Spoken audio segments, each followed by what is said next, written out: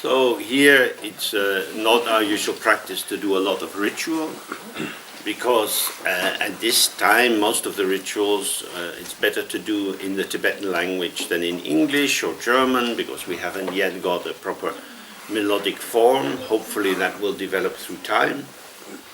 But if we're reciting it in Tibetan, it's very easy to go into a kind of automatic pilot, and if you know the words, you just sing along, but you lose the meaning, and then it's a waste of time. And you can spend a lot of time doing that. To actually penetrate the meaning of what we read is very difficult, and it has to be done slowly. So this text we're studying, it's in the daily recitation practice for the monks in the monastery. The book has about 250 Tibetan pages, and they go through it very quickly, because then they have to do the Dharma Protector reading as well.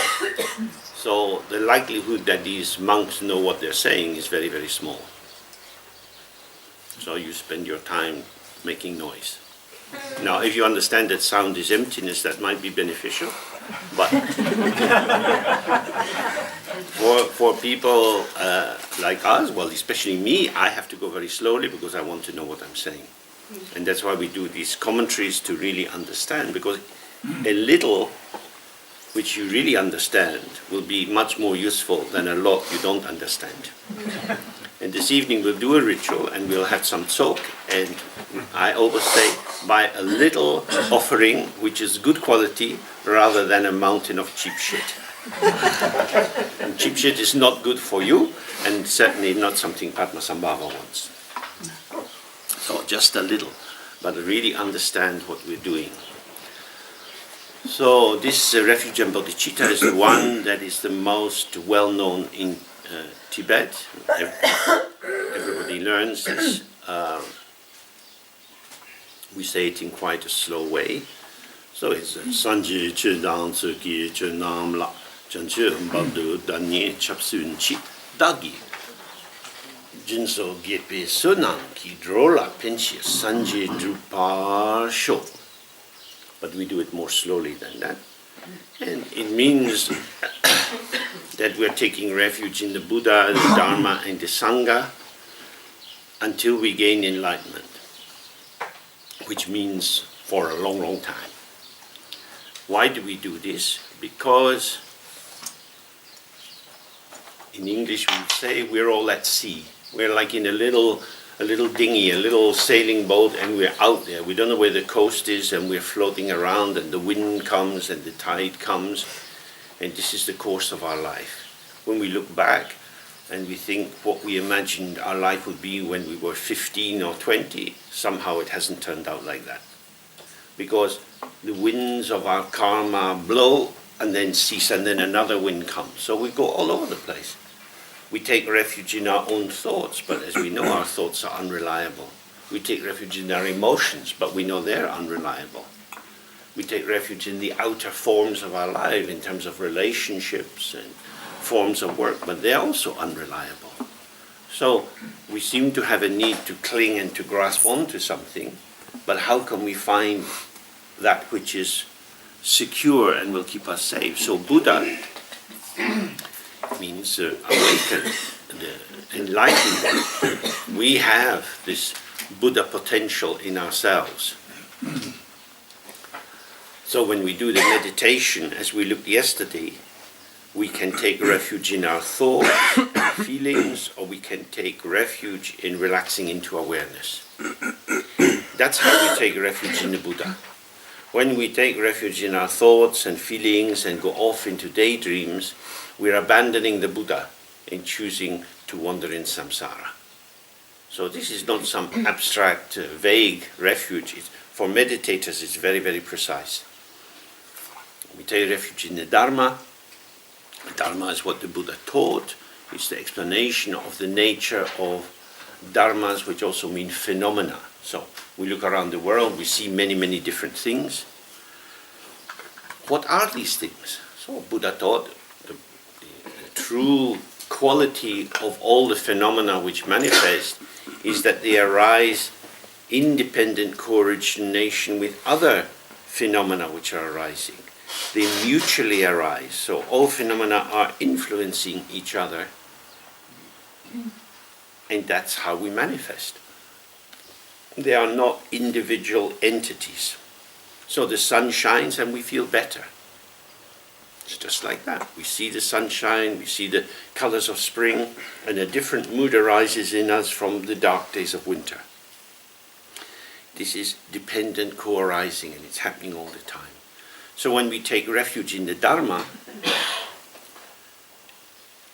we take refuge in the non-duality of emptiness and appearance, sound and emptiness, taste and emptiness, the movement of the muscles and emptiness, talking and emptiness, everything which occurs, whether it appears to be outside us or inside us, is inseparable from the non-definition by internal essences.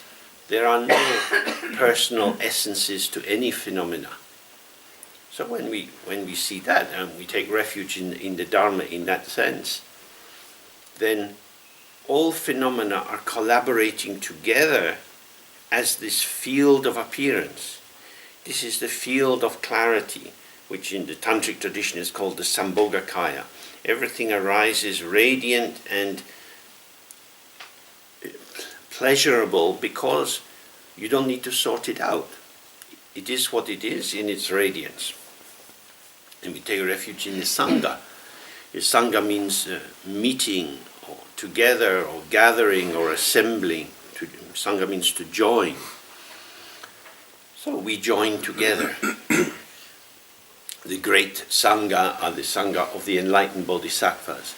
The ordinary Sangha are the Sangha of practitioners. But we also have the Sangha of all phenomena. From the very beginning, duality has been an illusion which clouds us and obscures the fact that everything is meeting together, everything is joined together. So the true Sangha is the inseparability of all forms which emerge. And when we take refuge in that Sangha, we can't take refuge in bias, prejudice, privileging friends over enemies and so on, because it's all coming together. It's meeting together in this emergence from emptiness. And we take this refuge until we gain enlightenment. That is to say, what we take refuge in is the living presence of the potential of awakening in ourselves, and by staying close with that, by simply being present with the presence of the open awareness, the light of how things are shines through us, and then we are awake. But when we take refuge in our opinions, in our judgments, in our prejudices, there becomes a thickening wall between the individual consciousness and what it perceives, and then we're blown hither and thither. Then the third line says, on the basis of the merit that I have accumulated, the merit that comes from generosity and so on, from our patience, from the paramitas, the transcendent qualities, diligence, endurance, the meditational calm and the wisdom that arises from that. Many qualities that we have facilitate our being useful for other people. And on the basis of developing these qualities, we can awaken further for the sake of others. So this is a general Mahayana reading, which is indicating that enlightenment is a kind of product, that you need the two accumulations of merit and wisdom to bring about the ripening of awareness. Then you gain enlightenment, then you help other beings. But actually the true basis for awakening doesn't need to be developed. It's unchanging, it's Vajra and indestructible. What needs to change is our addiction to the distractions that stop us seeing how things are. So it's not so much that you have to accumulate merit and wisdom, you have to stop accumulating bullshit. That's the key thing. And when you get distracted, you can see how attachment builds up patterns which are misleading, prejudicial, destructive, unhelpful. And you sit inside them, and then they vanish, and they cheat you, and you cheat yourself by allowing yourself to be cheated by them. So, if we want to help other people, we have to be truthful. Doesn't mean we have to know what is going on. How can we ever know it? It's too complicated for knowledge to compute. But to be truthful is to be simple and not to overcomplicate the field by unnecessary interpretation, the game playing which the ego uses to maintain itself. So clearly having virtues is very important because these are the qualities which allow us to be more useful. And as the Buddha says, all phenomena arise from causes. The causes of virtuous qualities are good actions done in the past. The arising of negative qualities are the result of bad actions done in the past. And until one is completely present, resting in the mind of the Buddha, everything we do is determined by karma, cause and effect. So we need to be very careful to maintain the non-duality of relaxed open awareness and very precise attention to our behavior, how we talk, how we walk, if we're sitting with other people, what mode of communication are we having. It's not that you can say, oh, everything's empty, so it doesn't matter. It's very important to be generous. It's very important to be compassionate. If you develop empathic attunement, the world will disturb you. So, if you like, this is the sacrifice of the pseudo-autonomy of the ego. Once you start to put other people first, their concerns come right inside you and you become disturbed. And then you have to balance yourself in a new way. You can't be balanced just in, well, I'm me and this is what I like. You can't have a self-referential grounding. You have to find a new way of grounding yourself in the dynamic of your participation in the world, you're being part of the world with others. So this is the equanimity of non-duality. And so the more qualities we develop for other people, the better. Generally in Dzogchen they don't talk too much about kindness and loving kindness and so on, because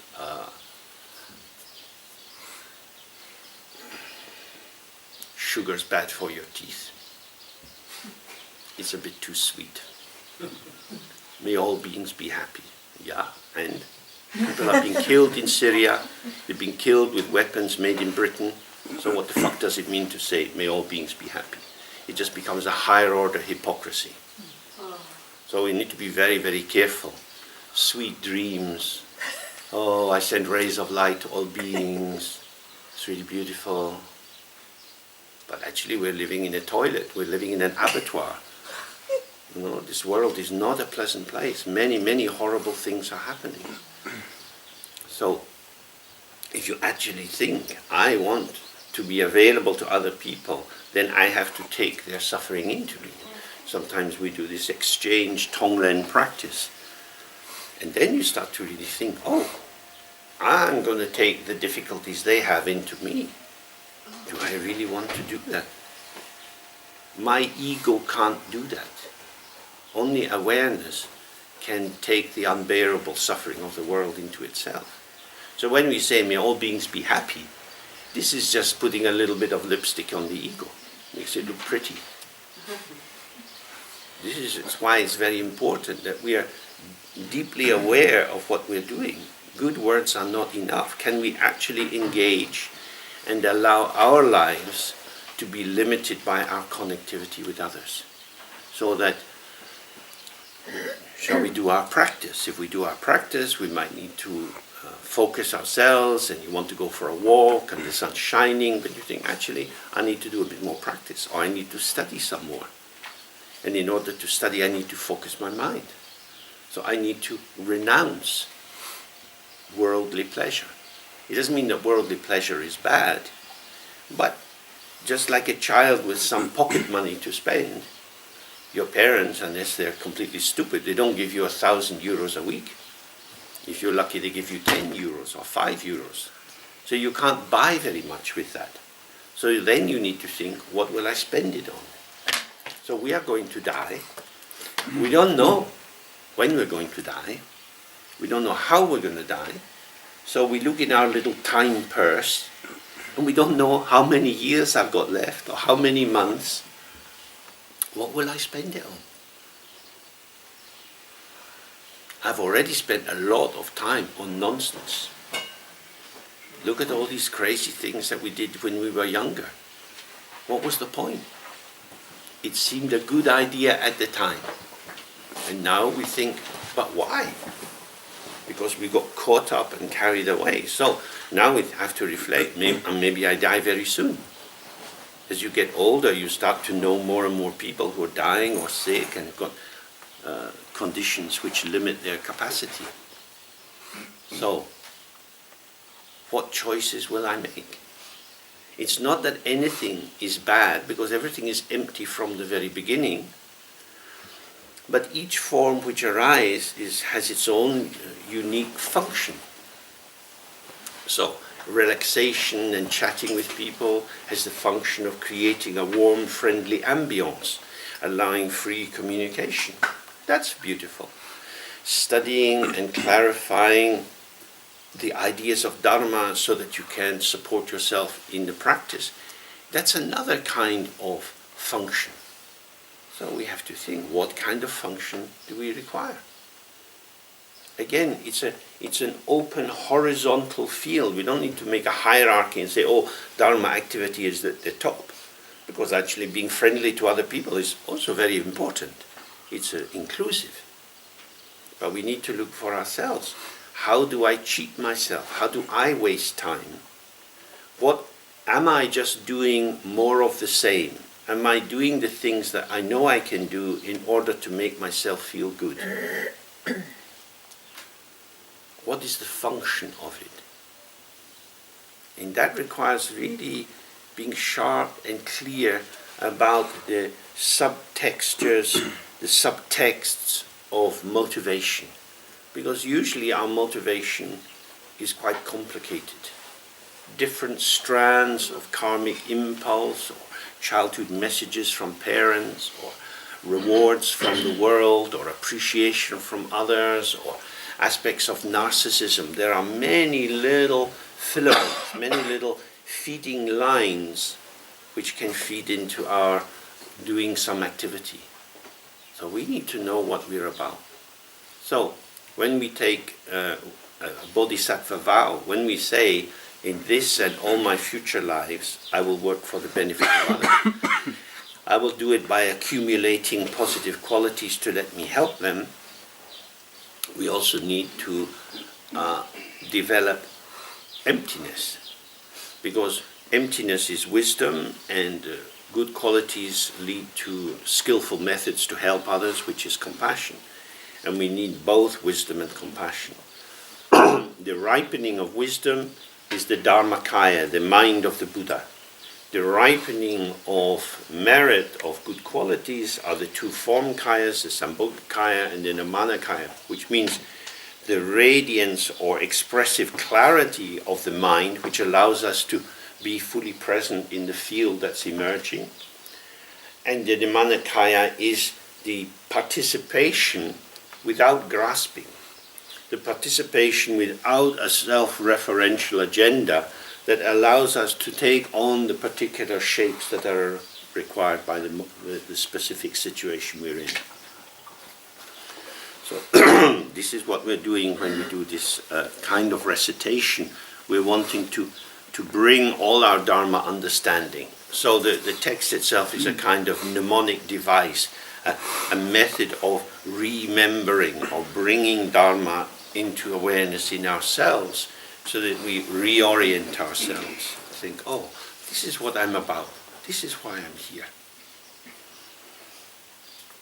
And so the way we recite it is very slowly, because we've got half our attention on the sound, which is emptiness manifesting as energy, and we've got half our attention on the meaning of the words, which is the emptiness of our engagement with the semantic web. Words, like phenomena, have no meaning on their own. The meaning of a word is its connectivity with other words. And that shifts and moves as language changes. So when each sound is specific and empty, but it takes on its meaning in relation to other people.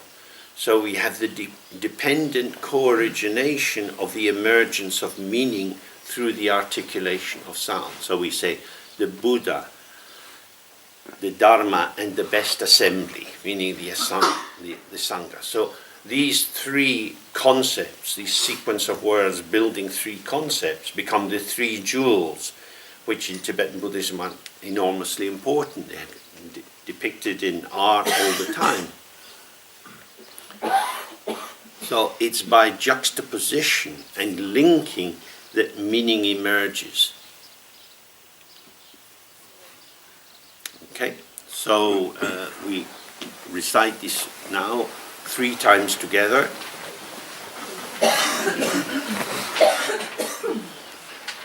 And if you like, you can visualize Buddha Shakyamuni with the Dharma as many Buddhist books around him, in the Sangha as many high bodhisattvas, monks and nuns and so on. You can make these practices very, very complicated or very, very simple. You have to be aware of your own capacity. Because if you try to visualize something which is very difficult and you're thinking about what you're doing, then you're not actually in the practice. So for most of us, keeping it very simple, and then as you have more capacity, you can elaborate if that's helpful for you. Okay? Then we do the 3R Guru Yoga practice to open into the state of awareness. There are many different Dharma doors we can enter into to be present with our own openness. It's Guru Yoga means that we stay in relation to the Guru. The external Guru are the teachers, all those who give us some help and support on the path. The inner Guru is the intrinsic presence of the Buddha potential, which is the main thing that we rely on in the meditation practice. Because when you meditate, you're on your own. There's nobody there giving you bits of advice from moment to moment. And so the key guiding line is the innate clarity of your own awareness. So in the practice, in the space in front of us, about 2 arms length, we imagine a white letter R. It can be a Tibetan letter if you know the shape of that, or a capital A. R is the fundamental sound from which the consonants and vowels in the Sanskrit and Tibetan alphabets arise. It's seen as the mother sound, out of which all the different differentiated words which grasp hold of phenomena arise. And around it are the lights of the 5 colors spreading out sequentially, and they represent the 5 elements, the 5 wisdoms, the 5 limitations, the 5 kleshas, and so on. That is to say, everything arises from emptiness. So without bias towards samsara or nirvana, we stay in the infinite openness. So we with this presence of the heart of all the Buddhas, all the teachers in front of us, which is the presence of Pada, we make the sound of Ah 3 times. And Ah, because it's the root, it gathers all these tendrils, almost like autumn time, when the sap which has risen it through a tree in the summer and spread out to the finest little branches, gathers back down the small branch, the thick branch, into the trunk and settles in the root to get through the winter. So we are taking the elaboration of the world and bringing it into Ah. And this Ah is inseparable from the Ah in front of us. And when we make the final Ah, the Ah in front of us dissolves in space, and we have the space of our awareness and the space of potential, the Dharma Dhatu, which is all around us, which we are part of, and we just rest in that openness as we were doing yesterday.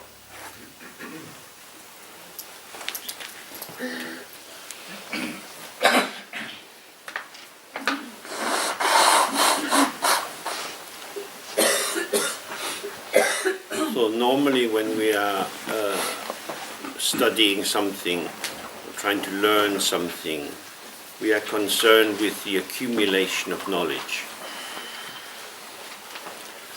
But of course here that's not really our direction. And so there's a question of how to listen to Dharma transmission. In the Tibetan tradition, the transmission is very important. And it's important because we can't do it ourselves. A great deal of the training that we've had in our particular time in Western Europe has been towards developing autonomy, that you should be able to take care of yourself. And now with electronic devices, you have more and more responsibilities. You've got to decide which company should supply your electricity, your water, as everything gets sold off from the central government. So you have more choices to make. It's all up to me. From a Buddhist point of view, this is like the end point of the beginning of hell. This is just complete nonsense to make everybody work out who is the best. I don't know if you have this in Germany, but in Britain you have to choose your supplier. Yeah. Why? It's just water, it's just electricity. This is not freedom, this is a subtle enslavement. And so the idea that it's all up to me and I have to do it is exactly going in the opposite direction from non-duality, which is to say everything is unseparated, everything is already linked. So don't withdraw into isolation, but find yourself as part of the participative field. So when we do the Guru Yoga, and we're imagining this, the presence of the teachers in front of us, it's not that we need their blessing, it's that we and they have the same nature, and by this opening we find the mutuality that we have in our ground, in our clarity, and in our moment by moment unfolding. So when we listen, the idea is not to accumulate a lot of technical knowledge, which of course can be helpful. The key thing is to allow the sound to be a kind of massage that softens the need to hold ourselves together, so that we can find ourselves more relaxed and more open. Because we have these modern possibilities. What I'm saying here is being videoed, and you have sound recordings, and there are many books. You can look at these later. But books you can always have with you. Our meeting together is very rare. We don't know if we ever meet together again. There are many teachers who suddenly vanish. It's like that. We never know. A car crash, plane can fall out of the sky. Anything can happen. So we never know. So we have a chance to generate together a field of participation in which we are collaborating in friendly openness. Now, that's not something I find in the streets of London.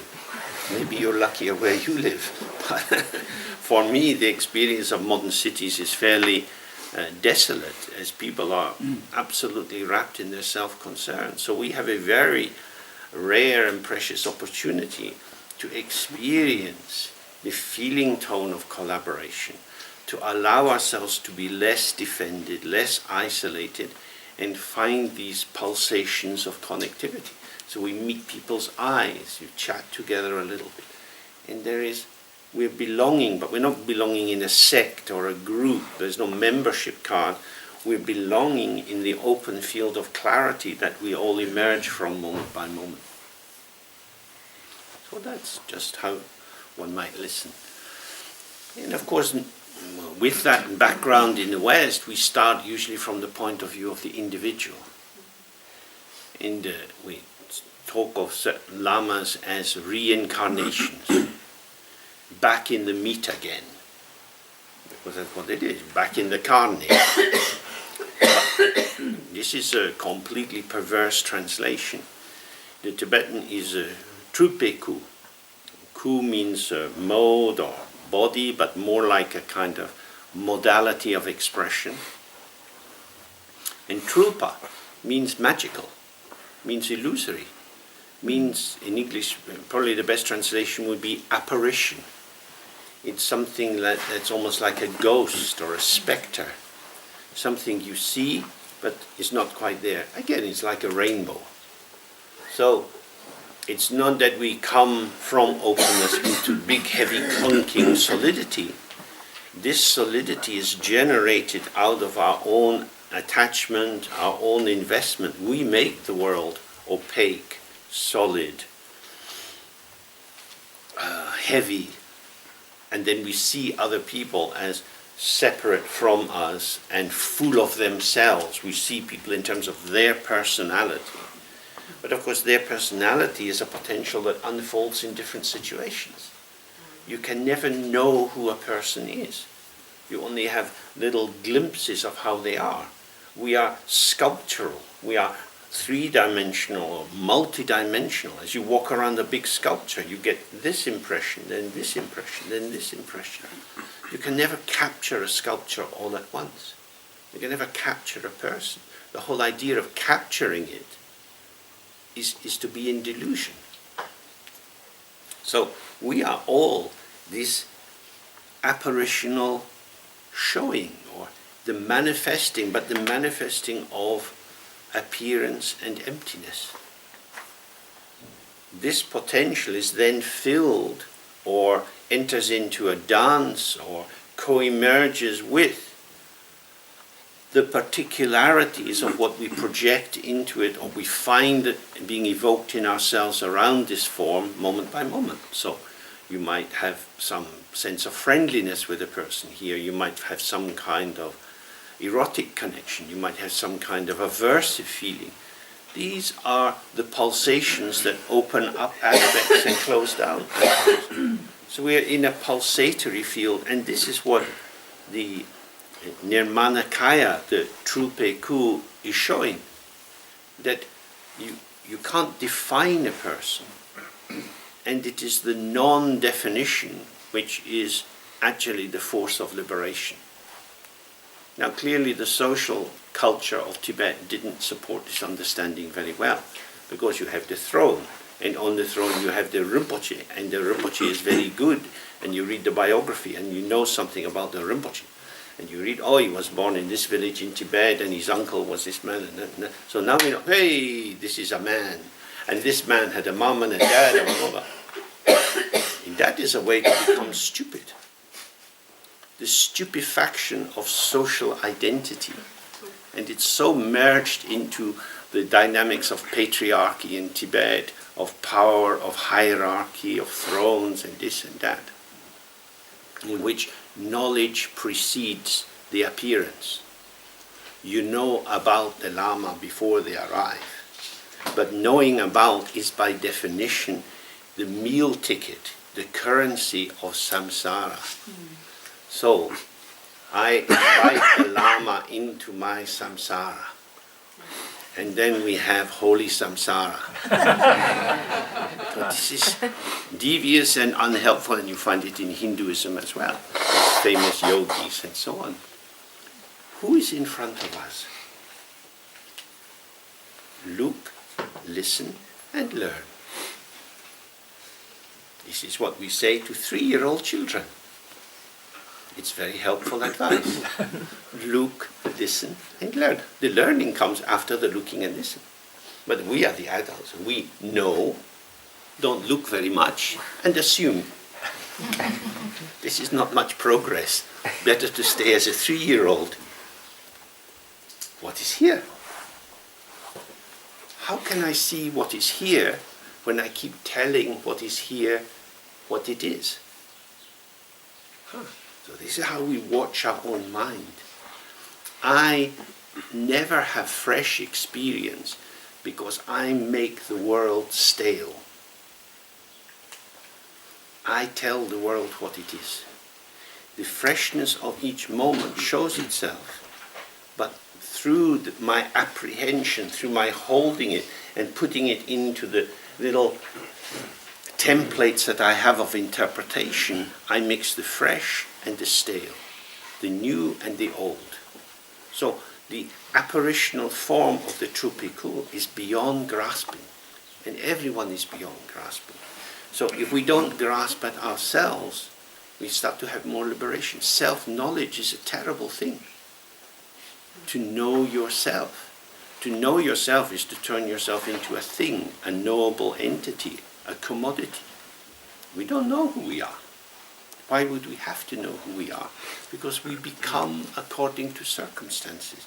When the Buddha emanates or shows this form in the world, he does it for the other. So you can see in the pictures, when the Buddha goes into the hells, he goes into the hot hell with bottles of water. He goes into the cold hell with blankets. He's the ideal form of the Red Cross. But if the Buddha had bought a whole lot of bottles of cold water, and he said, hey, what am I going to do with this stuff? I've got to give it out. So he takes it into the cold hell. Hey, you need a drink? No. Yeah. But for me you are a little bit too radical. Or too dense, I don't know how to say. You said it is really, self-knowledge is by devil, let's say. Bring it to the point. And but it is good to look to the left side and to the right side if you cross the street. Yes, absolutely. So that's knowing yourself in relation to the environment. That's not knowing who I am. But knowing my, let's say, emotions. Or knowing the things, the dangerous things I experienced in the past tense. Isn't it the same like going to the field of a street? And is it not good to see you a little bit clear and to know if I go now to a pub and drink 5 beer, then perhaps tomorrow I cannot go to work properly or something like this? Yeah. So this self-knowing is... But that, you see, for me, that would be a relational knowing. That's knowing me in relation to beer. So after 3 beers, I find that the barmaid's tits are getting more and more interesting. Wow, now I have one good focus for my meditation. Wow. And in order to maintain this, I need to have another beer. This is part of the practice.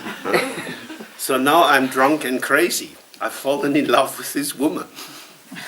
So that very happens, but that's a relational process. That's the process of getting lost. If we need to know that we get lost, probably that's not a deep inquiry. We all get lost in various ways. The question is, can I predict what ways I'm going to get lost in the future? We never know. So that's what I mean by I mean self-knowledge as knowing myself as a predictable entity. Of course we have tendencies, but we don't know which tendencies are going to be evoked in any particular situation. So it's not knowledge as a end point, as a conclusion. It's to stay in the process of knowing, so that if I'm crossing the road, I have my eyes open, I'm listening for the sound of cars and so on. It's to stay present, attuned, responsive in the world. I would see that as a dynamic knowing, but you can't do it on the basis of knowledge. I mean, knowledge can be useful. If you have to drive to work every day and you know that at a certain time there's going to be a traffic lock at one place, you might take another route. That kind of knowledge can be useful because it's a bit predictive. But in relation to ourselves, I don't know that you can have that. So that's why you don't just practice and then arrive someplace. Awareness is just an ongoing presence. It's not a beginning, a middle, and an end. It's we find ourselves just here, working with the circumstances.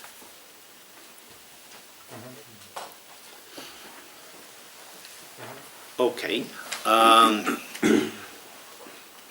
So the limit to this apparitional self is self-concern. When we concretize our sense of self, when we know what we like and we don't like, this very, as it were, self-knowledge becomes the limit of my possibility of relating to other people. So rather than identifying myself as a particular formation, the function of the practice is to allow us to see the ground out of which this formation arises. So we have the open ground, the potential of the many different moves we can make, and then the habit formation, which is the kind of narrowing down and restriction of our potential. And the more we do the practice, we want to dissolve the pool of identification with our limited self-identity and allow ourselves to emerge more from the potential. But that's a fresh thing, because I'm emerging from the potential according to the needs of the situation. Not from an agenda in myself. When I start from my agenda, I'm just me being me. And me being me means I can't do very much for you. Because what I need to do is then recruit you into being part of my world as I see it. And if you don't fit, nothing much to do. So it's moving from the earth element, the solidification of the sense of self, adding water to the earth so that it becomes soft like mud, like flowing mud. And then you can mold it easily into other forms. So the potentiality is revealed through softening, through adaptability, through flexibility, responsiveness. And we're responding into the situation. So when we take the Bodhisattva vow, we say, may I become able to be whatever is required by beings. That's an amazing thing to say. It means, may I not hang on to my limited sense of self, but may I transcend that limitation, or rather may I dissolve that limitation by seeing that the limit is artificial and the potential is intrinsic. And due to ignorance, I have come to privilege the limit over the potential. Does that make sense? You see that? You probably see for yourself at certain times in your life, you may be been anxious about something or had reservations. And then you talk with a friend, or you join a group, or you do a bit of therapy, or you go dancing, and you find you loosen up. Oh, now I'm not who I was. I'm less restricted. It's an amazing thing to think, oh, all these years I lived in that restriction, thinking that's who I am. And then we say, oh God, I was just kind of like flowing water freezing into a pattern. That was my ice modality. But the if you like, the essence of the ice is flowing water.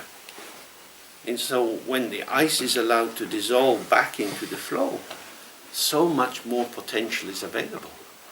So every time we're limited in self-reference, we can observe, oh, I'm not only restricting myself, which diminishes the possibility of wisdom, but I am diminishing my capacity to relate to other people, which is the diminishing of compassion.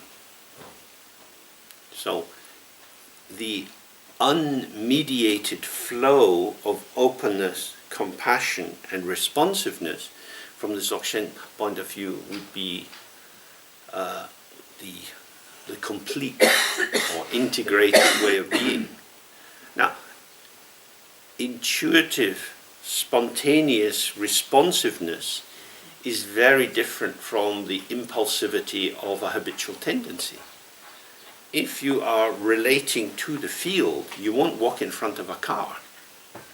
If you see the emptiness of every situation, you don't look at your finger and take the knife and cut through it because it's empty.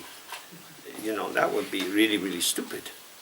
You see the formations and see how formations move and collaborate together. So the clarity is actually keeps you safe without being self-protective. When you're in your ego formation, you're checking out advantage and disadvantage, winning and losing. Well, with clarity, life goes easy and you don't make so many mistakes. Okay, sorry, you want to say? But for me, it's a ceaseless trustfulness in letting go the predictions. Mm-hmm. And how you can develop such a trust to come to Sanko, to everything will falling into place.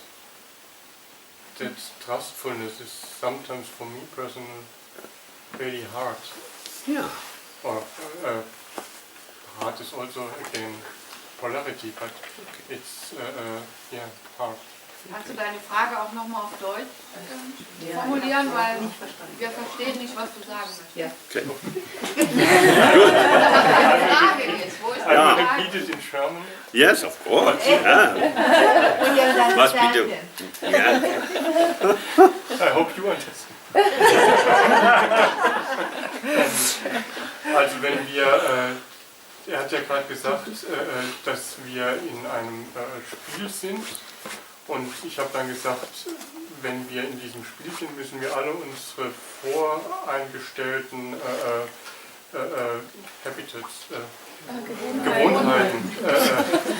Gewohnheiten aufgeben. Das heißt, alle uns die Dinge, wo wir denken, ja, ich handle jetzt so, weil früher habe ich auch so gehandelt und das ist bestimmt gut. Das müssen wir ein Stück weit loslassen und dann müssen wir einfach, was das Feld gibt, was das Feld uns sagt, müssen wir tun. Da habe ich gesagt, das ist ja ein wahnsinniges Vertrauen, das wir haben müssen, wie vom 10-Meter-Brett springen in ein Wasser, wo man nicht wissen, wie tief es ist. Und dieses wahnsinnig Vertrauen, das fällt mir persönlich sehr, sehr schwer. It gets a bit longer in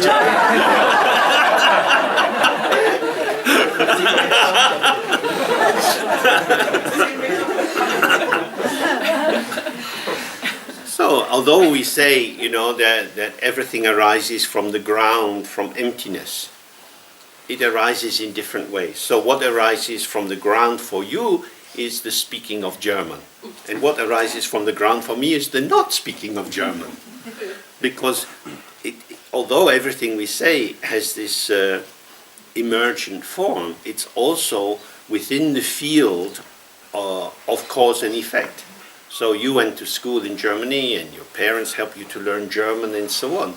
So that is a developed skill on the basis of which certain doorways open to you that don't open to me. So that's clear. So it's not that we don't have any kind of predictable knowledge. I personally don't know how to drive a car. I'm no interested in driving cars. But many people do drive cars, so they have access to moving bits of metal around on the road that I don't have. So we have all sorts of different skills and pathways which open up or close down for us. This is absolutely determined on a knowledge base. But there are many, many situations in life which are particularly concerned with compassion, which are not related to that. Say, for example, you have an elderly relative who's dying. I didn't understand. Say you have an elderly relative who is dying, and you go to visit them, and they're lying in the bed, and it's their last days or last hours. What should you do? You can be a Tibetan Buddhist and think about the Tibetan Book of the Dead and recite some prayers and so on, but maybe they don't want that, maybe they don't need that. How should you be with a dying person? There are lots of manuals now and books and guides, but does anyone really know? No. You find a way, and that for some people that's easy, and for some people it's not.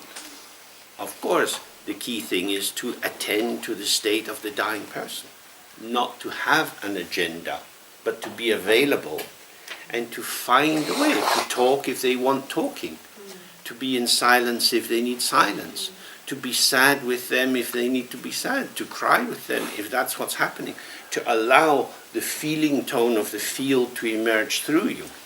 So in that sense, whatever you build up as knowledge could easily be a barrier to that. So that's really the specific area that we're talking about here. It doesn't mean that you don't need technical knowledge.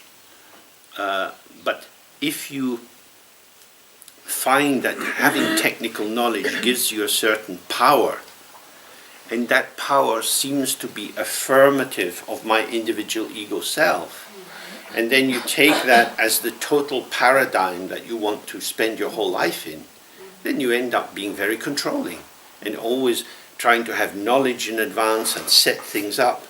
And the phenomenological field, the field of the emergent potential, is then already inhabited by your projections, because you know how you want it to be. Of course, in work situations, you have to take control. You've got a paper to produce or a report, or you have to be at a meeting on time. But in a sense, these are all harmonic modes of energy. Because if the deadline for the report is next Wednesday, then you hold in mind, well, on Monday I have to do this, and Tuesday I have to do that. Actually, I have 3 hours to do the report. And I have one of the people who's going to read the report is a total shit, and they're going to be very critical whatever I do. Should I feel anxious or not? Why is a total shit making me feel anxious? I'll do the report as I can do the report in the 3 hours available to me. It will be that sort of a report.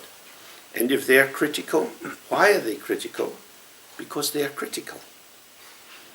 Critical people do criticizing. That's what they do. That's their hobby, their pastime. So we shouldn't be surprised.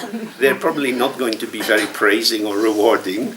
So if they criticize, well, thank you for being you. So in that way, if we allow the world to be as it is, we don't have to be constantly trying to be the one that the other wants us to be.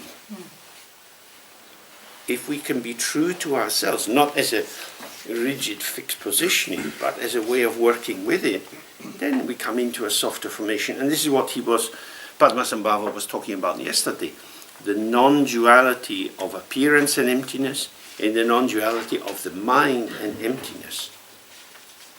There's nothing fixed in there.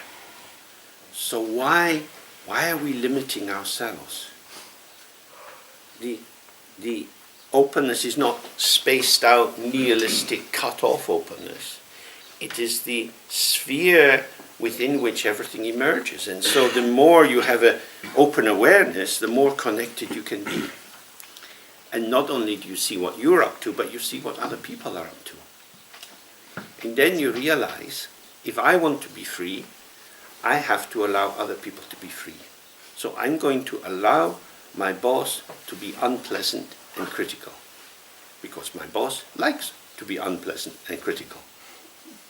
So why should I try to change my boss? Let them be free to be horrible. What I have a freedom with is whether I take their horribleness towards me as in any way meaningful about me. Because if I internalize their sour face and then I feel unhappy that I shouldn't have to suffer this, then I want to protect myself from them and isolate, or I want to engage and change them. And what's the meditation instruction? Don't merge, don't avoid, just stay present. I have a horrible boss. Because of that, the feeling tone at work is like this. I'm present in an unpleasant feeling tone. But I don't like it. I want it to be different. What would be better? If we were all happy and collaborated, why would that be better? Well, I would feel more at ease. What kind of ease would that be? Well, it would be a kind of complacent, forgetful ease. Oh, so your horrible boss helps you to stay on your toes, alert, present. I thank the Buddha for sending me a horrible boss. Right, let's go on with the text for a little bit.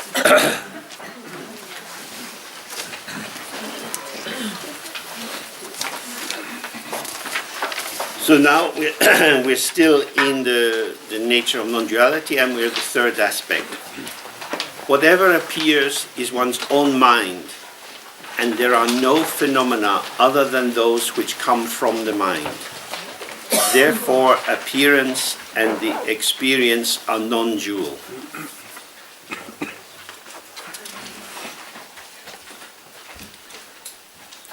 So, this is a critique of the position of objectification. We can conceptualize that there are phenomena which exist apart from our experience of them. There are many cities in Africa I have never visited and I will never visit, and they're just there. So people are going about their business there.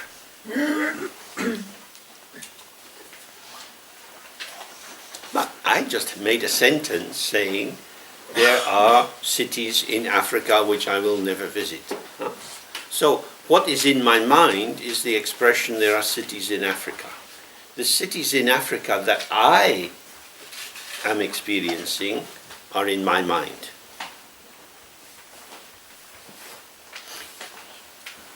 People who live in cities have an experience of the city. You don't live in Cologne. You live in your Cologne. You live in your Berlin. And your Berlin is not the same as anyone else's Berlin. You live like a mole under the ground in the little pathways of your own imagination as you move through the city. Even if you're sitting side by side with someone looking at a view, what they see and what you see, you don't know.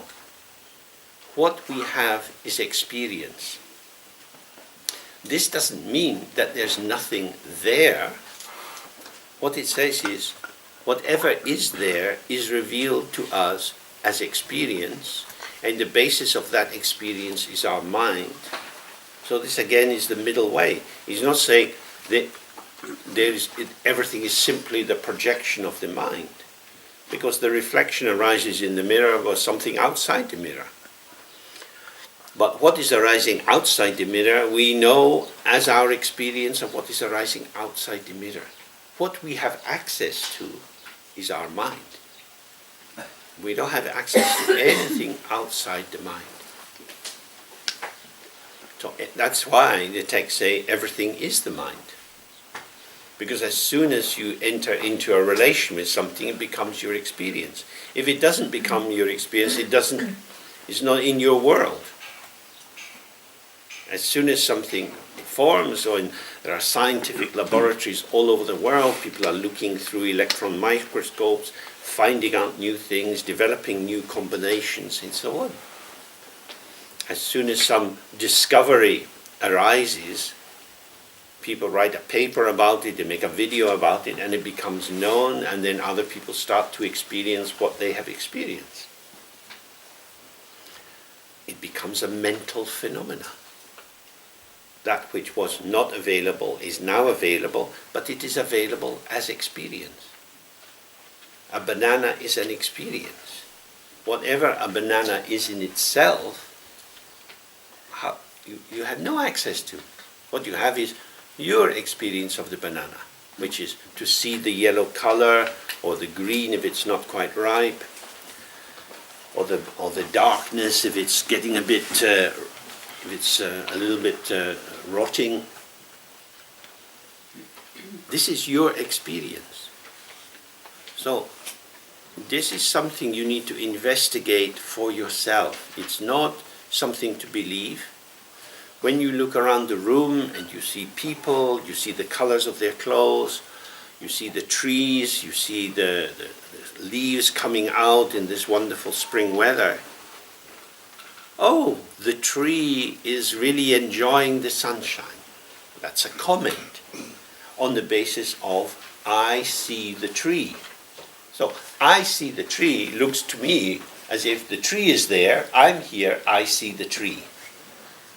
Where do I see the tree? Within my mind. That's where it gets a little bit more difficult. Because if you think, my mind is in here, my mind is in my brain lets me look through my eyes, I in here see tree out there. That would be our normal conventional way of approaching it.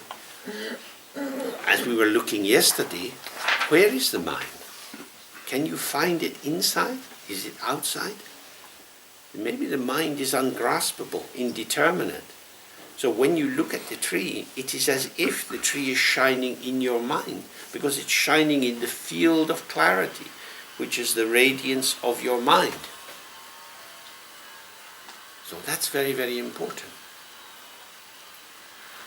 Again and again, check and see this object, this thing which is not me, has a life of its own.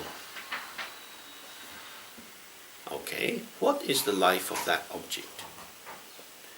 When I was in primary school, we had to write essays like the story of a penny, like the story of a pfennig.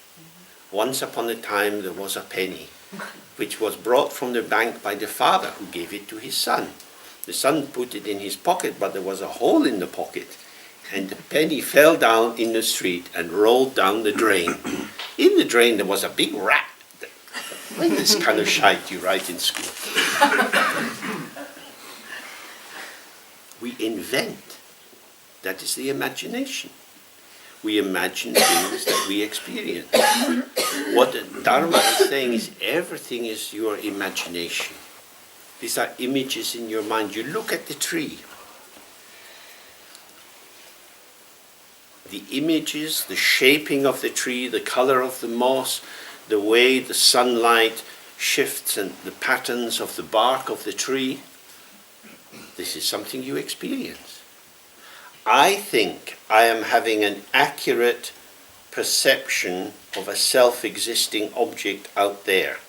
This is normal dualistic consciousness. That is to say, I tell myself a story about what appears to be out there. If we relax from the story, you don't need to forget the story or how to tell stories, that's not the issue. If you just don't tell the tree what it is, and you open, this is arising all of a piece. It's all arising together. And the luminosity of the appearance that we call a tree is revealed within the clarity of our mind. For a bird, the experience of the tree is different. For the ant crawling up the bark is a different experience. What they have is their experience revealed through the sense organs that they have within the particular frame of reference that lets them look for particular smells, if they're looking for something sweet, some sugar to eat and give them energy and so on.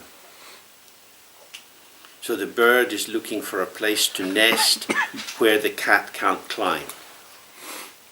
Because there's two very predatory cats in this garden. They're out hunting all the time, so the birds have to be a little bit intelligent. That the world for the bird is revealed in relation to the cat. My life is not very much determined by these cats, but if you're a bird, this is big danger.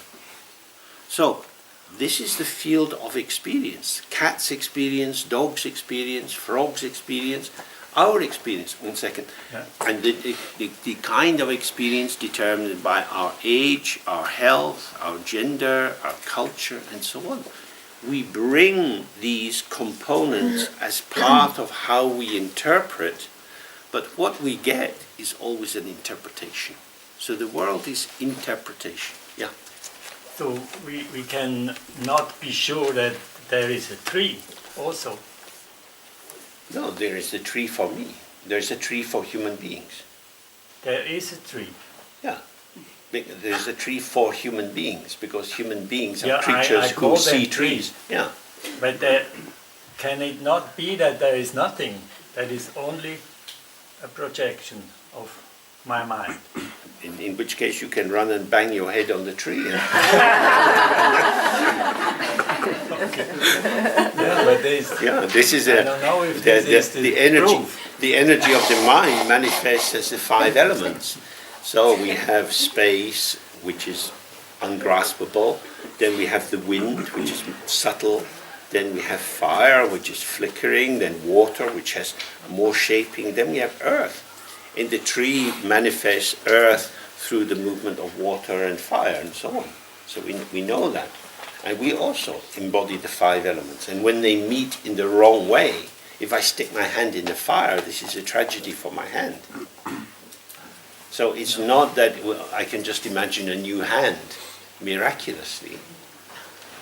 But what I experience is the patterning of the 5 elements, which I take to be me, that there is a consistency in the world which permits prediction. You know, I know that at my age, with my weight, climbing trees is not a good idea. When I was 10 years of age, it was a very good idea. So my relation to trees is situated in my embodiment. It is relational and manifesting. But it's still the human. We are humans. We are born into language, and we mediate our experience of the world through language. But language is an experiencer. And one of the things that language does is it concretizes false experience, that I see a truly existing tree, and that tree is there whether I see it or not. Well, I'm happy to believe that. The tree is there whether I see it or not, but what is it there as when I don't see it?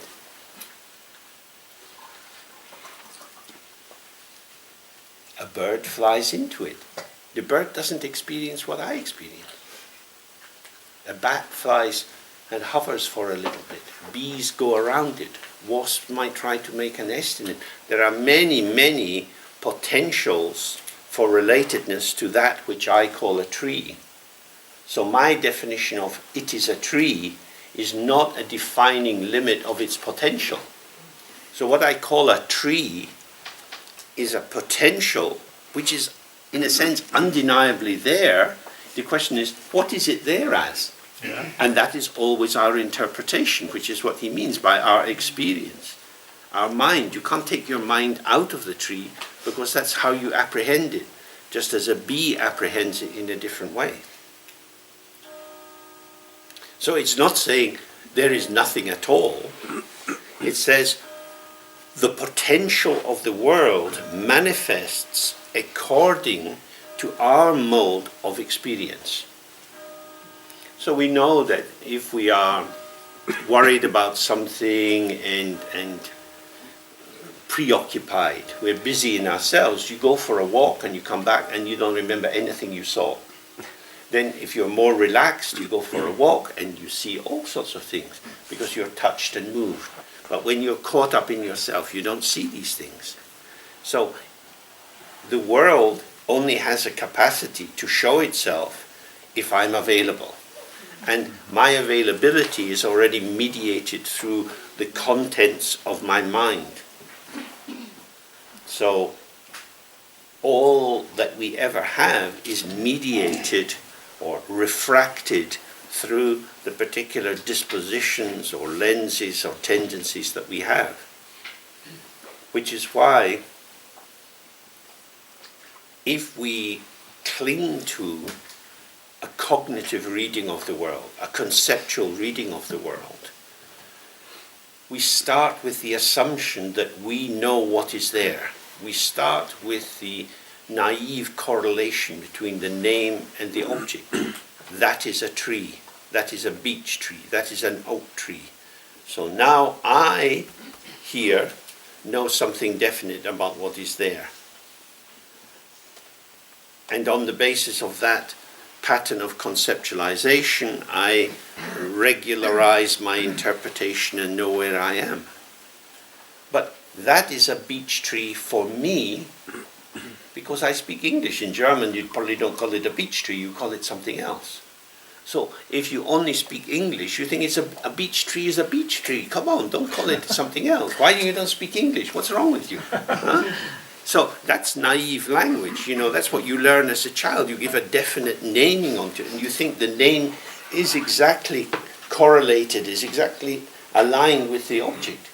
Then we realize language is conventional. It's a medium through which we come about construing particular interpretations. And so it goes in that way.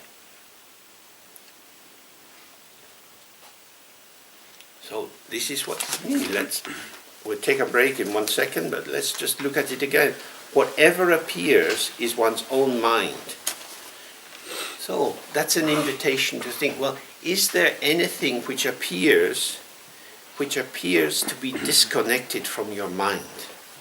When you see something, when you imagine something, when you conceive of something that seems to have a life independent from your mind, and you can know what it is, what would that be?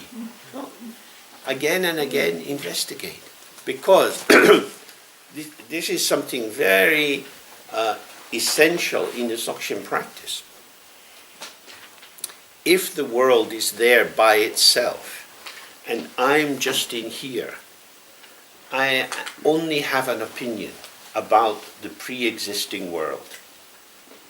I am completely marginalized, and my capacity and my power is diminished.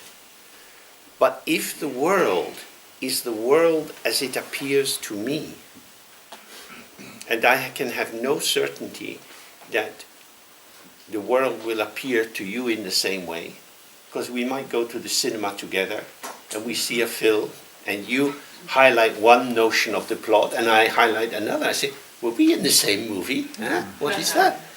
So how your mind is evoked by the patterning in the film and how my mind and feeling tone is evoked is different. You could say, but we're watching the same film. But it's not true. A film is a potential, a novel is a potential, and each person who reads it brings their readering into the potential of the novel. The novel is co-emergent. The story is not in the book. And this, of course, is why studying Dharma is difficult, because we bring ourselves into the study of Dharma and we mix Dharma up with our own thoughts, and it's very difficult to tease that out. So, I am implicated, I am involved, I am participating in the co-creation of the world. The potential of the object sphere and the manifesting potential of the subject sphere, in their non-duality, create the particular patterning which is my experience. There is no world without me, because the only world I will ever have is my world. Whatever world you have, I don't have access to. This is something very strange.